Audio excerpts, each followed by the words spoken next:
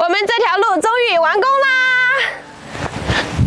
现在主体已经完工了，接下来呢就是像修房子一样做装修，现在只是个毛坯啊，所以说施工方也是想的是年后再来继续工作。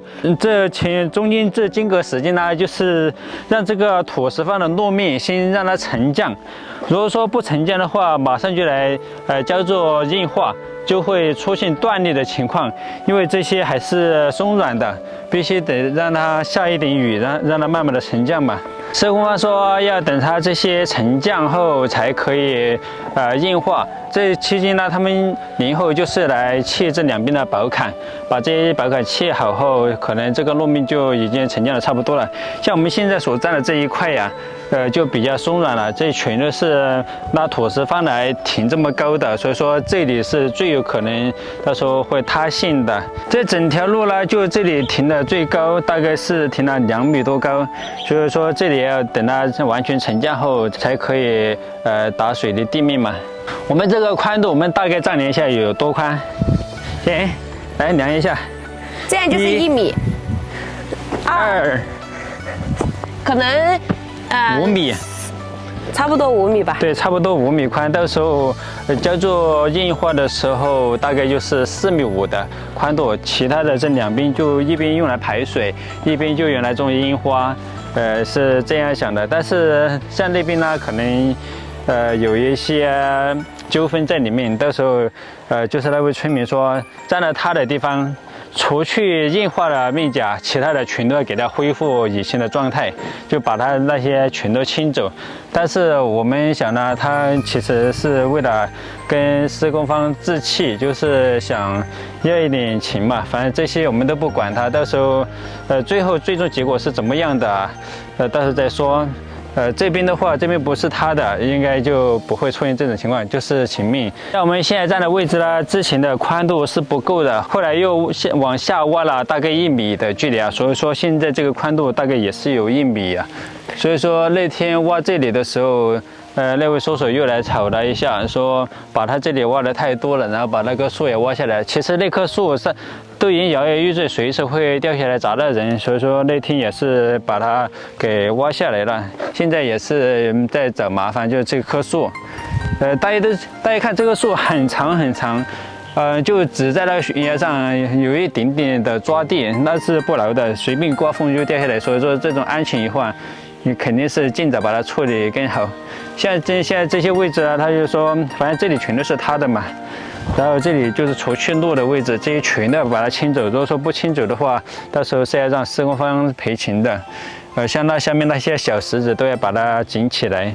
他说人工都要去给它紧。那天也是上来吵了好久，我也是跟那位叔叔讲了很多大道理嘛，他也是那个脾气稍微的好了一点。但是后面他说开工的时候必须把这些全都清理开后才能动工，不然的话这条路绝对是修不了的。这些问题呢就交给他们自己来处理，因为我跟那位叔叔说了，我说我们修这里的路也是为了方便大家，也不是为某一个人修，我们也只能是配合他们。虽然他跟施工方有一些矛盾，但是他们让人家施工方给他们做的一些人情活也是给他做到位了的。就是这里是他大哥的房子，然后他大哥那天要求给他修一条路上去，人家也是给他挖了上去。大家一看，虽然不宽，但是这是他们自己要求的，他们说只要1米宽嘛，这个距离他们以后走路上去也是比较方便的。到时候这些他们来硬化这个路面的时候，人家施工方说了，到时候让他们自己，他们施工方出材料，他们自己出人工来把这个路面弄一些人走的楼梯上去。对，像这种水泥石梯上去，像这样的话，到时候就不会打滑。挖到这里就可以了，小心一点。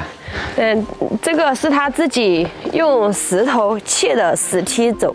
对，像他们是2兄弟嘛，他大哥是非常支持的，从来就没有说过半句怨言，一直都是他二弟在找麻烦。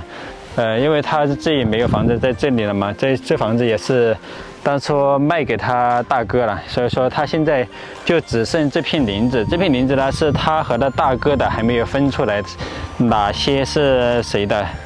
所以说他大哥没有找施工方麻烦，就是现在他二哥、他的二弟在找麻烦嘛。我们现在走在这里啦，这里的宽度大概有8、9米的样子，到时候这些也要把它全部清理开。以前这里本来就是一片竹林，现在给它弄宽了。其实对于我们正常来说啊，宽一点，像这样以后种农作物也是没有问题的。但是，要刁难一下还是有问题的。主要这里来啊，这里这块地啊，就是上面那位叔叔的。一开始，这里那户人家嘛，就是说他说这里是他的，但是后面人家说不是他的，他要让给他恢复。这里的话，到时候可能就是这个样子啊。在这个位置来了，就是这户人家的。他说把他们的这个宝坎给挖下来了，到时候会出现塌方的情况。施工方也是承诺要给他砌一个宝坎，给他弄起来。这个位置是奶奶他们的后阳沟。这里的话，因为堆了很高，把奶奶他们的后面全都堵死了。到时候施工方也是要用挖机来给它全都清理起来，后就砌宝坎往这里一直砌出去，然后把他们的排水系统一定要做好，不然的话下雨很危险。这个位置，路大概就从这个位置一直到小亭这个位置这么宽，像这边它都是不让用的。所以说我们修这条路啊，它的纠纷还是特别的多。像这堆沙子和砖，大家也知道，这位叔叔也是经常来找麻烦，赔砖赔沙子都不愿意，就翻倍的赔都不愿意。本来才破坏几十个砖，但是他要人家赔几千块钱，人家说给他拉1500个砖来都不干。所以说这里只能用钱来解决了。主要这里就是奶奶他们的这个院子，这里被定高了嘛，到时候给奶奶们这个院子整体的给它下降一点，这里下去了，到时候就会有一条路是到我们院子里面的，一条路呢就是到我们租房子那里的。昨天奶奶说啊，她说到时候除去打水泥面的面积啊，其他的地方能不能拉一点那个松软的土来给它填上，她要用来种菜。她说在家门口种一点菜要方便一些。主要这下面来就是现在这里整体要砌宝坎上来2米左右，大家现在看到这个坡度是不是很陡？如果说砌起来2米，就是高出就在我头顶上这么一点距离，像这样平视上去的话就很平缓了。这里过去啦，两边要砌宝坎，像这样砌过去以后，中间就停这些土石方，像这样的话就可以跟我们租房子那个地一样平了。以后在这个位置就会来一个波纹管，把它做一个排水。到时候砌宝坎，这里它是从这个边缘开始砌的，人不站，人家这边就尽量不要站。像这个位置呢，就是全都用来停那些土石方。到时候那位叔叔不是说要把那些泥巴全部清走嘛，然后这里就可以容积很多了，都不用拉出去扔掉，所以说也不会造成浪费。看见没有，这些都是上次让挖机师傅给它平出来的。以前这里有个茅坑，都把它给填平了。到时候这里就可以让他们砌宝坎往这个边缘砌，一条路就走到我们院子里面去了，其余的地方就把它填平整，用来停车。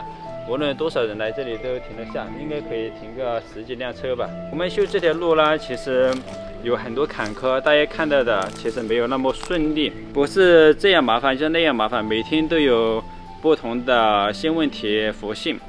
解决了这件事情，又有那件事情来了，不是要赔钱，就是要把他的地清理干净。所以修路的话，这些东西都是避免不了的。其实他们这样都只是为了为难他们，就是想要一点钱吧。但是人家施工方他们也不会妥协的，因为你赔了这个，那个又要来了。现在这条毛路呢已经整体完工了，接下来工作就是等年后来砌宝坎硬化。